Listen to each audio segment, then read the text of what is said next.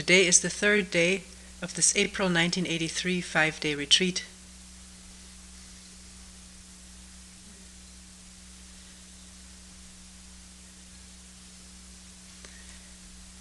And the title of this talk is "Who is it that walks alone without any companion?" Who is it that walks alone without any companion?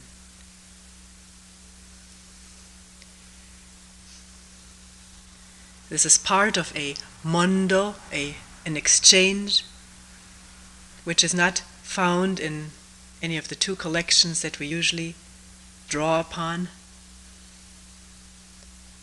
And I don't even remember where I got this particular translation. But in giving you the whole exchange, some 4 translations have been involved. I will not list them separately.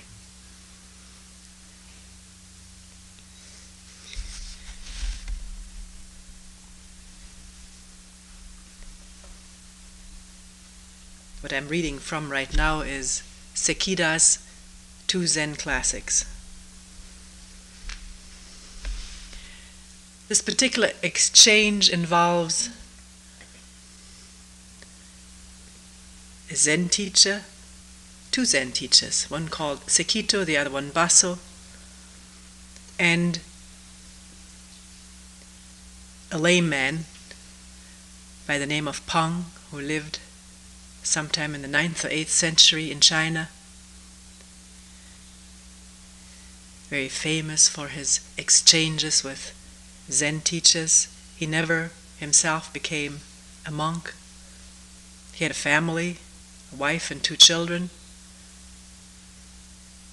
and it is said that he traveled around the country selling baskets or other things. He had actually been a wealthy man, but at one point dropped all his wealth into the river, all the money, thinking that giving it away was no use to anyone because it would make someone else just as unhappy as it had made him.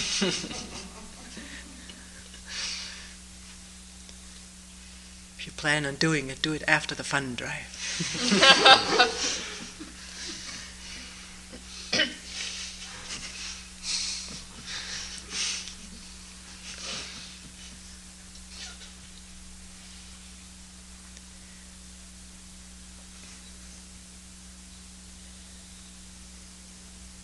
Says here's the Japanese name Hokoji, Chinese name is Pang, doesn't really matter what name he had, studied with so-and-so, with Sekito and then with Baso, whom he succeeded. When he first met Sekito, when this layman Pang first came to this teacher, he asked, "Who is it that is independent of all things?" And in another translation that I once read, in which so good, such lends itself to a lot of commentary, is "Who is it that walks alone without any companion?" Another translation says something like, "Who is it that is independent of the myriad things?" Before he had finished asking this, Sekito covered his mouth with his hand. At this, the layman underwent an experience and expressed himself in the following verse: "Daily, nothing particular, only nodding to myself, nothing to choose, nothing to discard." Another translation says, "Daily, nothing particular, no other chores than those which happen to fall into my hands." No other chores than those that happen to fall into my hands. I myself naturally harmonize, nothing to choose, nothing to discard. No coming, no going, no person in purple, blue mountains without a speck of dust.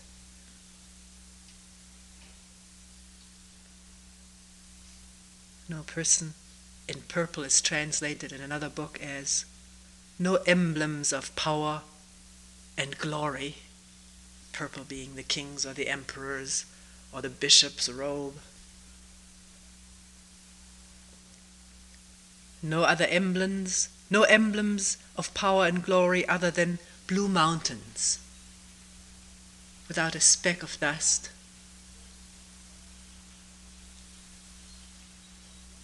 Spiritual powers and their wondrous functioning. Spiritual powers and their wondrous functioning. Carrying water, shouldering firewood. In this translation here it says, I exercise occult and subtle power, carrying water, shouldering firewood.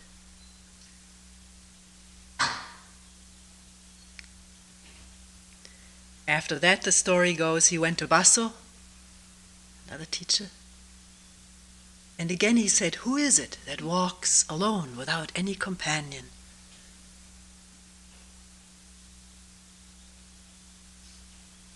Basso said, I'll tell you after you've drunk all the waters of the West River in one gulp.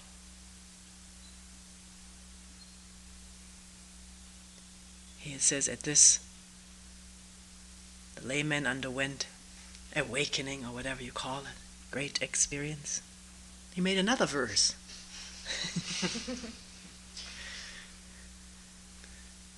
The 10 directions converging, each learning to do nothing. This is the hall of Buddha's training. Mind is empty, all is finished.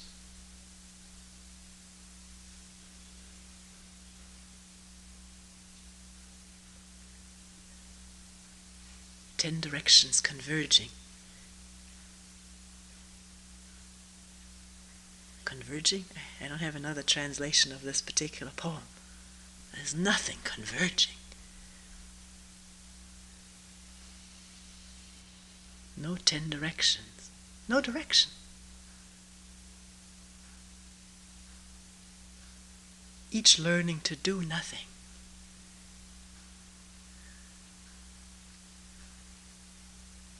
This is the hall of Buddha's training.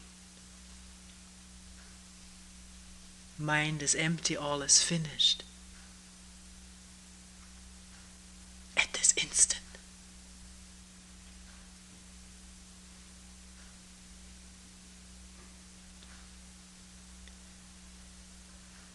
There's still another version of this second dialogue in which he asks Basso, who is it that walks alone without any companion? And Basso says, I'll tell you, after you swallowed up all the waters of the river, Yellow River, West River, or all rivers, in one gulp. And Pang says, I've already done that. So Pang says, well, then I already have told you.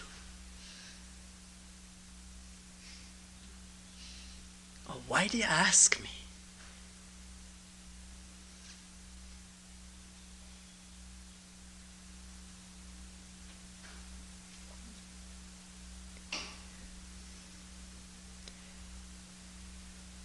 Let us start out with this. Who is it that walks alone without any companion?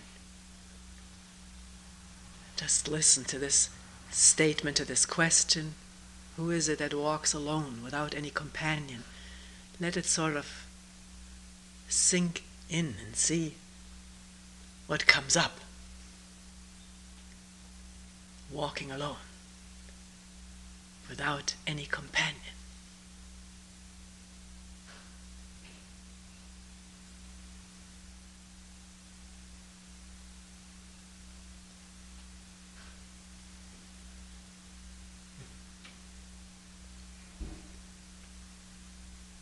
In this retreat, as in every retreat, and outside of retreat and meetings,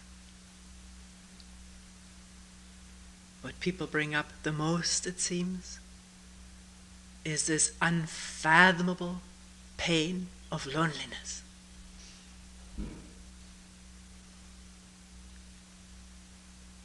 Not just the idea of it, the pain of it, the ache of it, agony of it. It's physical. Physical pain right in the chest, the heart.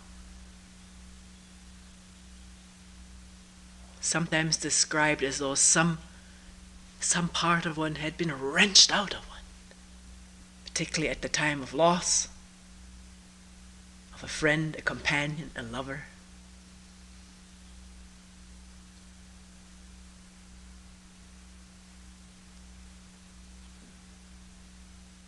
And the desolation that sets in, the despair.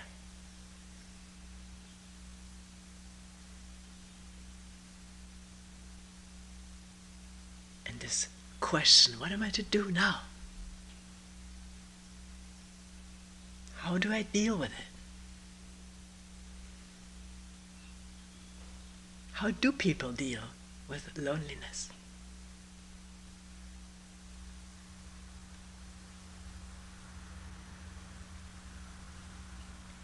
In every way except one. Namely, to be that, to be in touch with it, to feel it in all its bottomlessness, as one person described, all its fathomlessness. But what is usually done is to try to get away from it as quickly, as safely, as thoroughly as possible.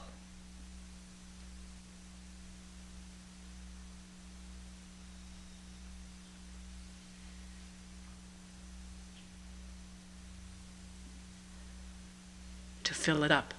It is also often felt and described as an inner void, an inner emptiness or nothingness. To fill it up.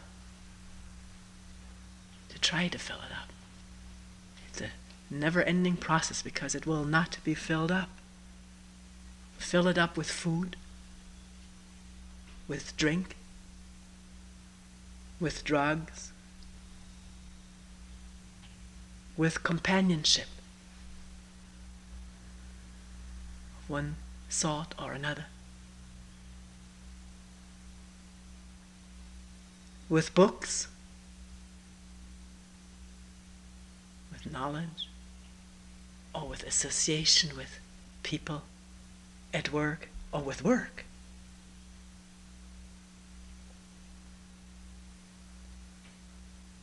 Trying to climb the social ladder or the professional ladder. So one is always surrounded by people who serve one,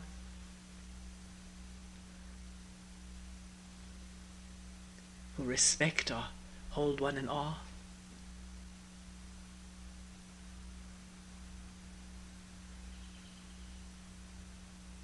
And yet, the aloneness, the loneliness is always there. Even though at times drowned out, it's there.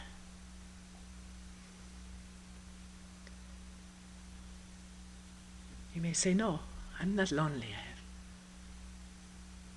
a companion, a husband, a wife, a friend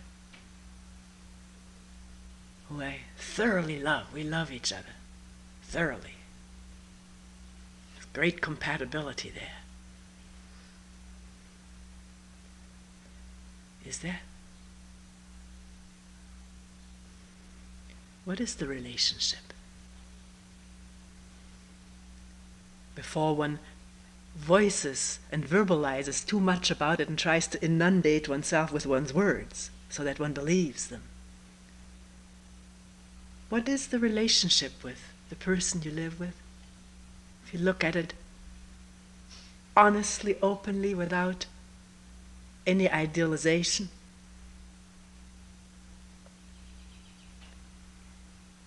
Is it a relationship of mutual possession?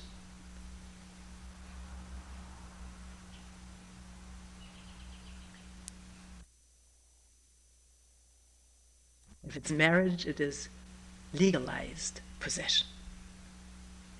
You may not like this term, but in most cases it is that.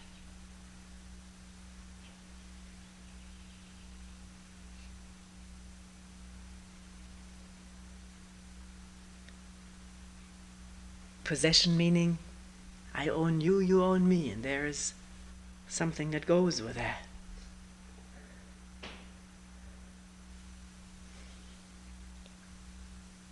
Jealousy, fear that the other person may leave, divorce or run away, separate, go with another person. And the pain of it, the anger of it. How is that compatible with love? If this was a relationship of love, it could not possibly give birth to jealousy or anger, because love is none of that. Love is love and nothing else.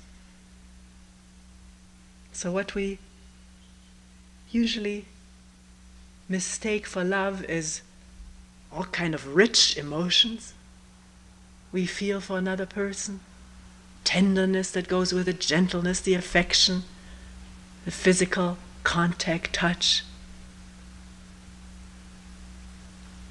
But the rich emotion at any time the rich emotion of lovingness may at any time turn into hatred or anger.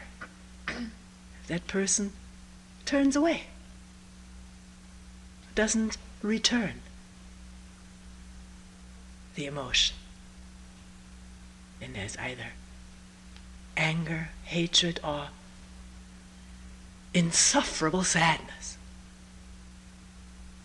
This pain again of loneliness, which seemed to have been so well taken care of in this relationship.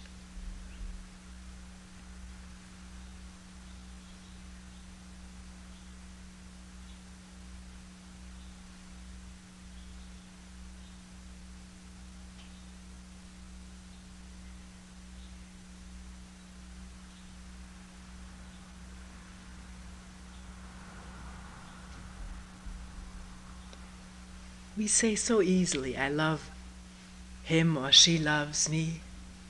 What do we mean by that?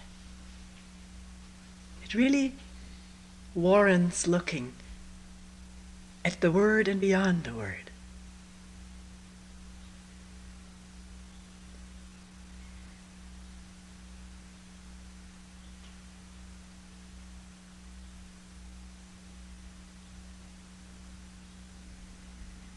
Do I need that person for my support? And she does it very well. She goes out and works part-time, brings in money, takes care of the children at the same time, keeps a neat house, washes the laundry, cooks meals. I love her.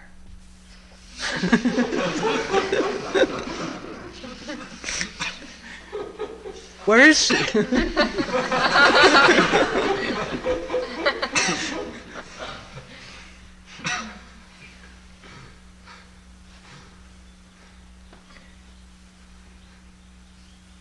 I love him because he takes such good care of me. Every birthday, Christmas, whatever the occasion, I get a gift, flowers.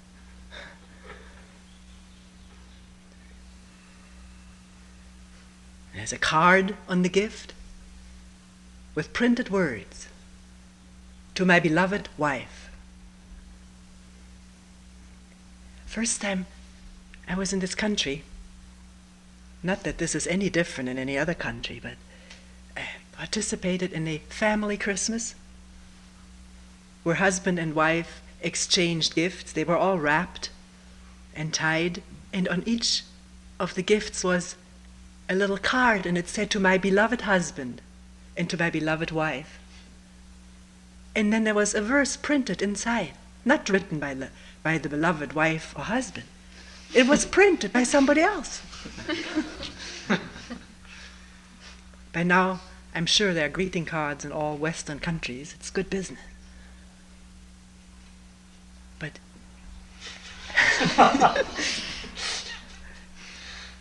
At home where I come from, this would have been an affront. It would have been a slap in a person's face to send him a printed card. Or not send, but give it. Unless you can write something yourself, it looks very suspicious.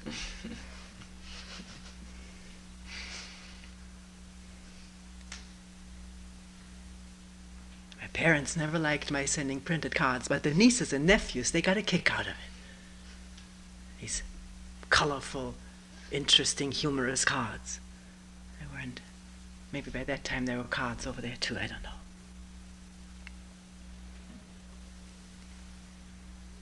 We write it, or we get a card like that, and then we believe it.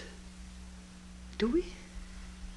Are we ensnared by our own words, or the words of others put into our mouth, onto our card?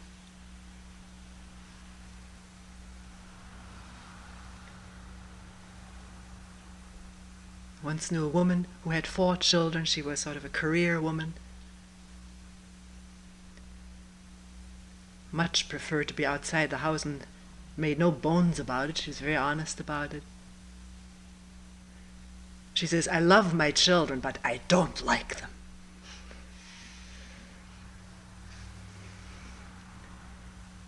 It's an interesting statement. I love them, meaning all the obligations that I feel toward them and that are mine, I try to fulfill, keep them in clothes, keep them supplied with school supplies, send them to good schools and have tutors if they need, have good babysitters. I don't like them. They're a nuisance. They're an interference in my life.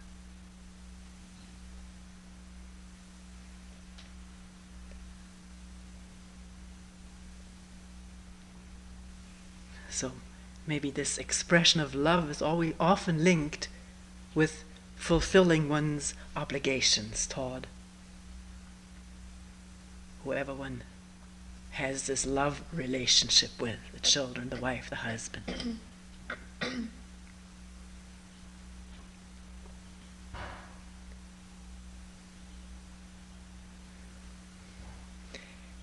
In retreats, when people really come in touch, sometimes for the first time, with this loneliness, the pain of it, the fear of it, the scariness of it, of its inner emptiness, voidness. They often tell me that the thing that occupies the mind is home, the family at home. That's where they want to go back to. It's where the thoughts go, like to a magnet. One person many years ago had a hard time of it with 5 kids and a wife. He said, never did my 5 kids and my wife look so good to me as on that 3rd day of Sesshin. All I wanted to do was pack my bags and go back home.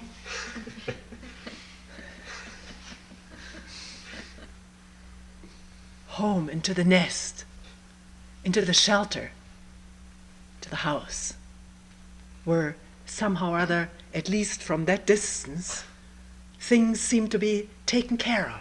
They seem to be all right. At least I never felt this pain. I was too busy, probably. Too engaged, too occupied with the million things of the home and the million things of outside of the home.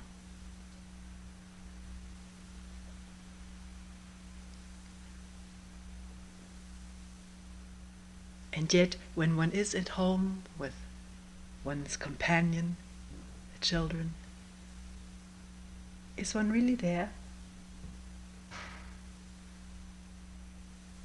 Or is it a relationship of mutual use?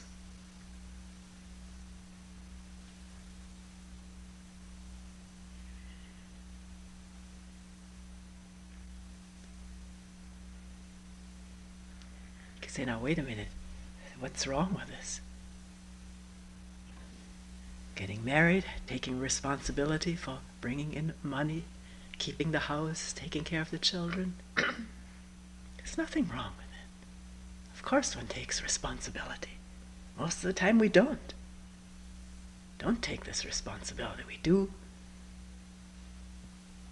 get children, and after the initial thrill wears off, sometimes wears off very quickly, then the mind starts seeking again. What can I do beside being a housekeeper, a homemaker, or a provider for the family? There must be something more thrilling. I'm not saying this is always so, but it is very, very typical.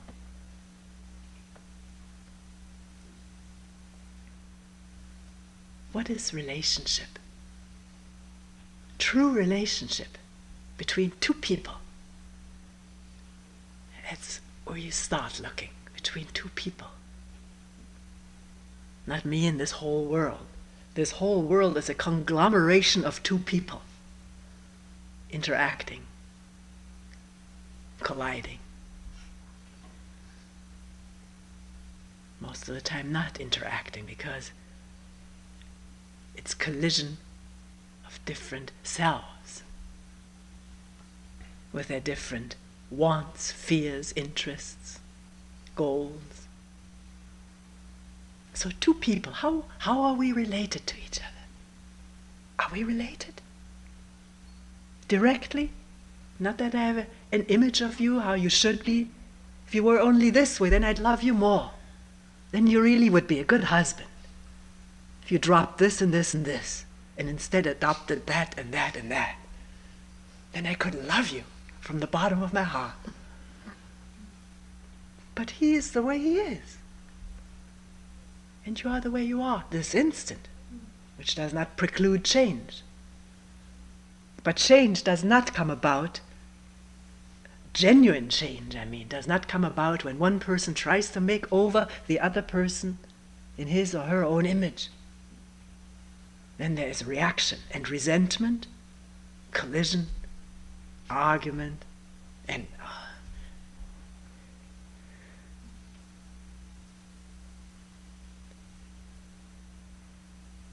so coming home, how do we see our companion, friend, husband, wife come through the door? Eating together, sleeping together. Is it without images, without fantasies of what should be or has been? What she did to me over and over again last year or last week, I can't forget it. If you say that, then you can't forget it, and you want to hold on to it. You enjoy holding on to it and holding up that against her. But if you ask, can I drop it? Can I drop everything that happened and look at her anew? Is that possible? You gotta try. You gotta do it. It's not a prescription, it's not a direction, it's a question.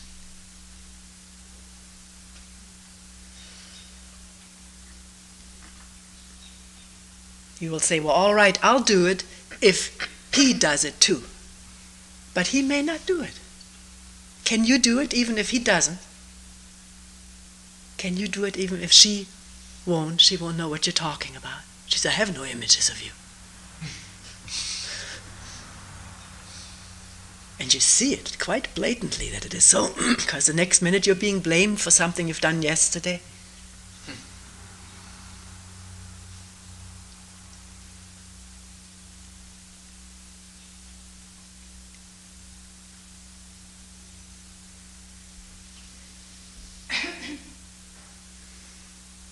Who is it that walks alone?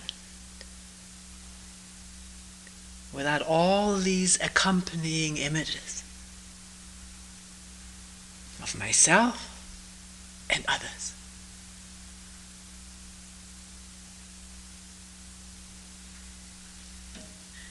You can try to get away from people, enter the wilderness or the solitude, but all your companions are right with you, all your images, all your nostalgia, your longings, nostalgia for the past, longing for the future, what you want to become, all of these companions are there, inhabiting your abode, wherever you are.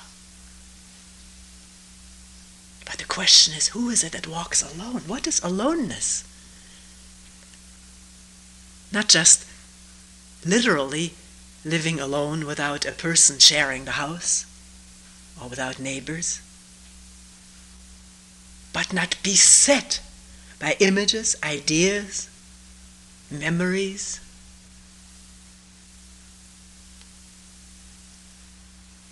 thoughts. All of these are thoughts.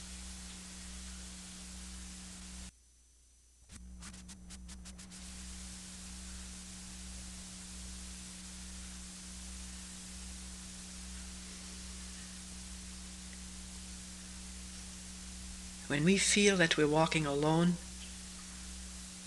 we feel we're lonesome, and we pity ourselves for our pain, don't we?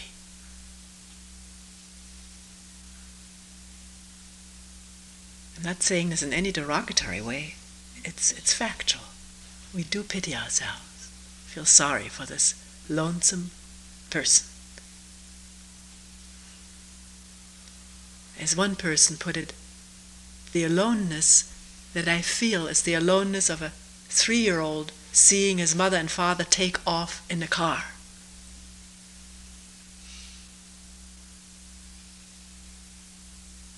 It's happened to all of us at one point or another. Or feeling ourselves stuck in a hospital, tender age.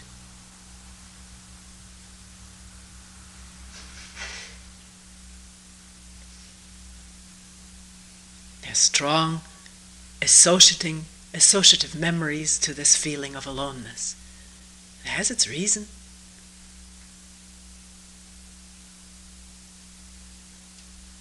Do we need to dredge up all the memories to make it go away?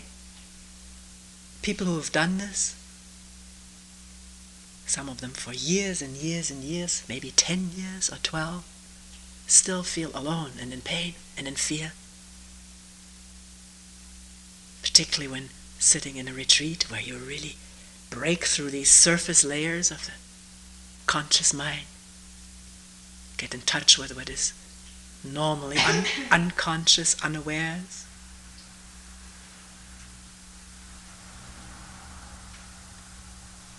It needn't be dredged up.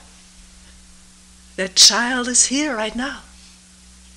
Not the image of it, but the feeling of it. The pain of loneliness, of abandonment, having been abandoned.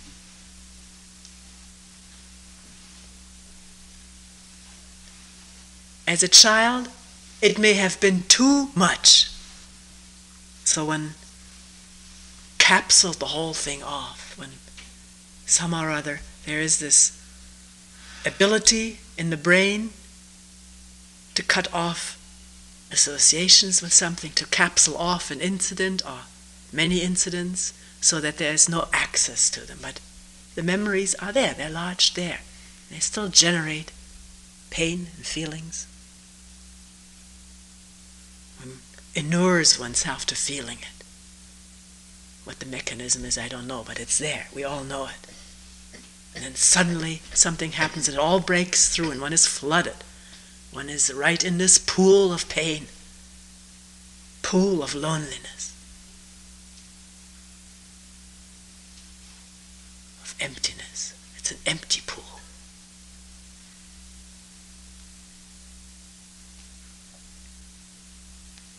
So right now, as this occurs, as this is there, as it's happening, you're going to start filling it again. Running away from it into thoughts, fantasies of the ideal companion who will assuage this pain.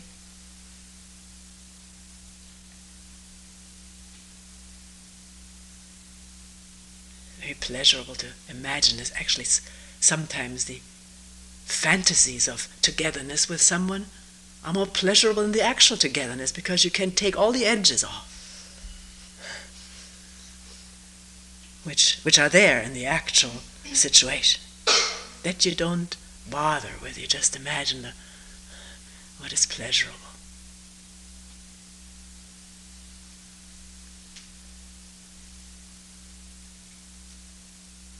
And for a moment, loneliness is forgotten, but not dissolved, not understood, not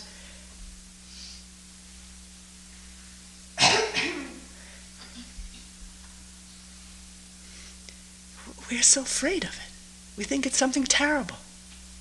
You can say, well, the way you've been describing it makes me shiver. One person said, everything seems so heavy. Isn't there anything light and joyful? Is there? It's up to you. It's up to you. Can the problems empty out? When they empty out, there is tremendous joy. Not a continuous life of joy. How boring that would be.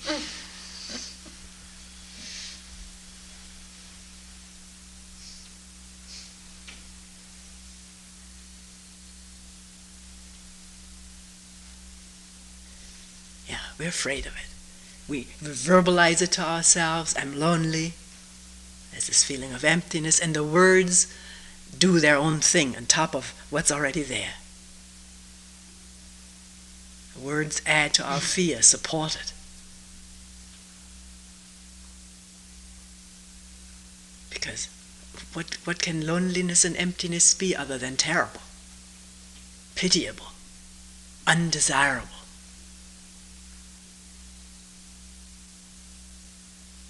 We may make a totally false assumption here, because we've never faced it completely, entered into it without a thought, without a hesitation, without any reservation. No resistance. Then what is it? Then who is it that walks alone, without any companion?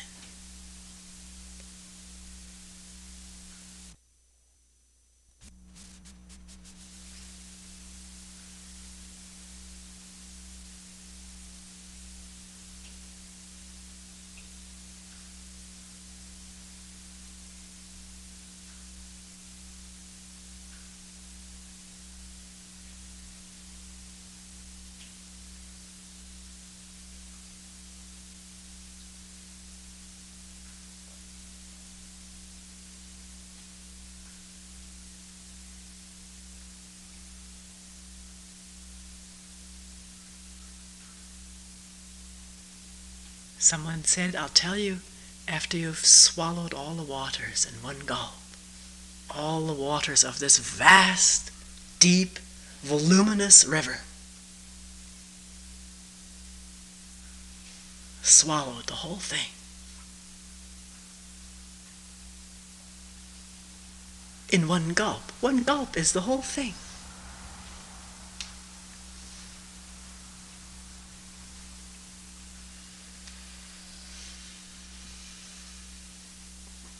Totally with one gulp is being totally with everything.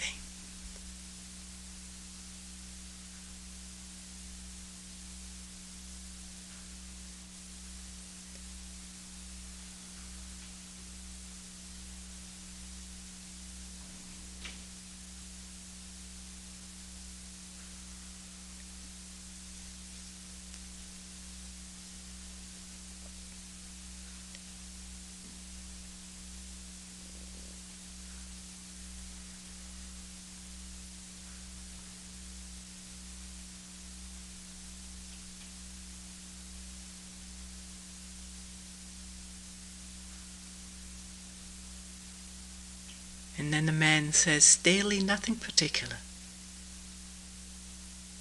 No other chores than those that need to be done. Nothing to choose, nothing to discard.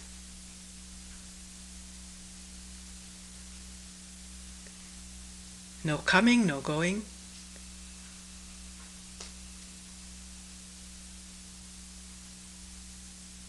No craving for power.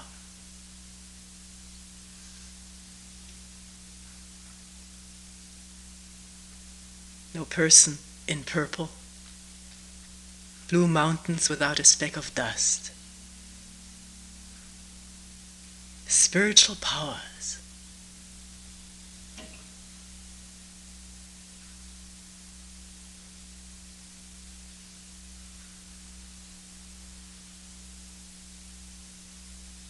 Occult powers, wondrous functioning, carrying water, walking along the stream, stepping on pebbles, footsteps through leaves, chopping firewood,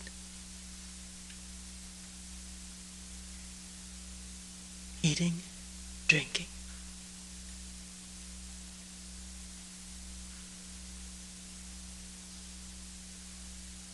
Alone, and yet all one.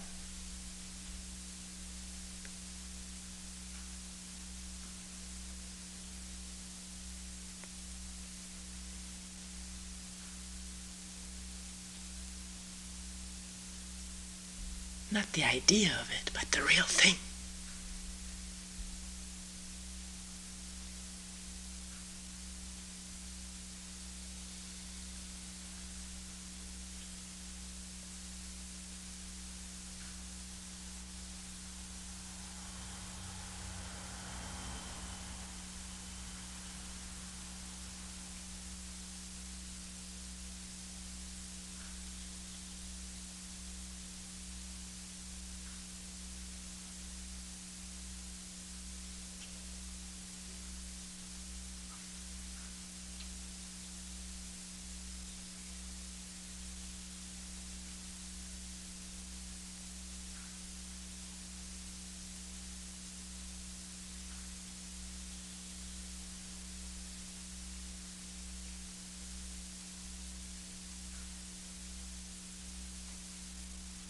We will end here for today.